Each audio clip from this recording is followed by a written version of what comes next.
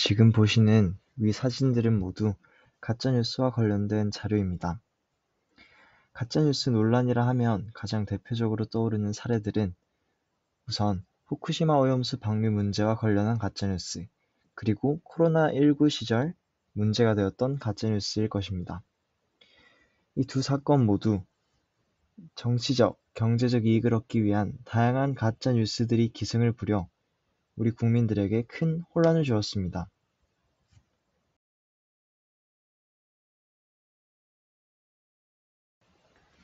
가짜뉴스는 우선 개인적 차원에서 그들의 인격권을 침해할 우려가 있습니다.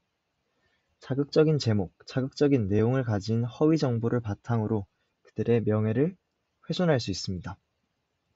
보다 대승적인 차원에서 바라보자면 가짜뉴스는 사회 구성원 간의 건설적 논의를 막습니다. 정치적, 경제적 이유로 거짓된 정보를 유포하는 것은 사회적 혼란 속에서 불안을 확산하고 사회 통합을 저해하는 결과를 야기합니다. 또한 진영 양극화를 강화하기도 하여 문제 해결을 위한 건설적 논의를 상당히 힘들게 할 수 있습니다. 그렇다면 우리 정부는 가짜뉴스를 어떻게 다루고 있을까요? 가짜뉴스 문제를 해결하기 위한 가장 대표적인 법은 형법, 언론중재법, 정보통신법 등이 있습니다. 우선 허위사실로 타인의 명예를 훼손하는 경우에는 형사처벌을 받을 수 있습니다. 이는 정보통신망법은 물론 형법에서도 규정하고 있습니다. 또한 언론에 의해 피해를 입은 개인도 구제받을 수 있습니다. 다만 국내 법률은 그 한계를 가지고 있는데 가짜뉴스를 모두 포섭할 수 없는 공백이 존재한다는 것입니다. 특히 피해자가 특정되지 않은 허위사실일 경우 규율할 수 없는데 피해자가 특정되지 않는 성, 지역, 인종 등을 대상으로 한 집단 명예훼손 또는 사회적 공익을 해치는 가짜뉴스 등이 그 예시입니다. 일례로 과거 판례를 통해 볼 수 있듯 헌법재판소는 공익을 해할 목적으로 전기통신 설비에 의하여 공연히 허위의 통신을 한 자를 형사처벌하는 구전기통신기본법 제47조 제1항을 위헌 처리하였습니다. 이는 가짜뉴스의 성격을 규명하는 공익을 해할 목적의 공연한 허위 통신의 부분이 명확하지 않다는 이유로 표현의 자유에 대한 제한 입법으로서의 엄격한 수준의 명확성 원칙을 충족시키지 못하였기 때문에 위헌이라 판단한 것입니다.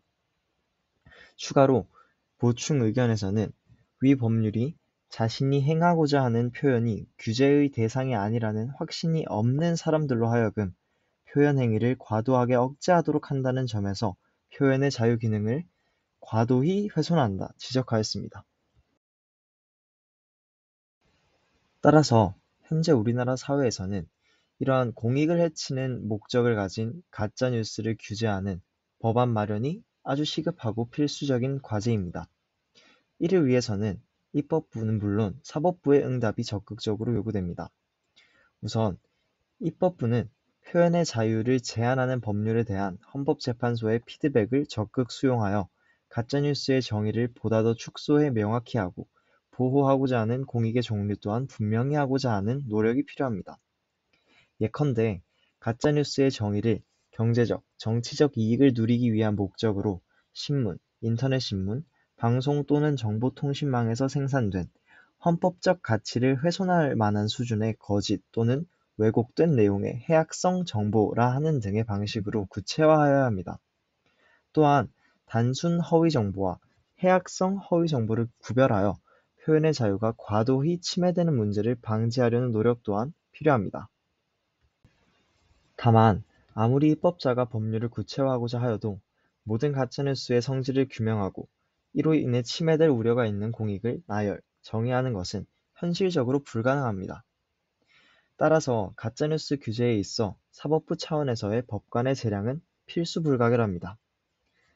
또한 이미 형법에서의 허위 공문서 작성죄는 물론 위증죄, 무고죄 등을 판단하는 판례 등을 통해 충분히 허위의 개념에 대한 사법적 판단 기준이 마련되었음을 확인할 수 있습니다. 따라서 공익을 저해하는 수준의 가짜뉴스에 대하여 법관의 재량적 판단이 가능함을 유추할 수 있습니다. 즉, 이제는 헌법재판소도 가짜뉴스 규제 법안에서 엄격한 수준의 명확성 원칙만을 고수하는 태도를 다소 내려놓고 현실적 한계를 인정하며 가짜뉴스에 대한 헌법적 보호 기준을 보다 완화할 필요가 있습니다.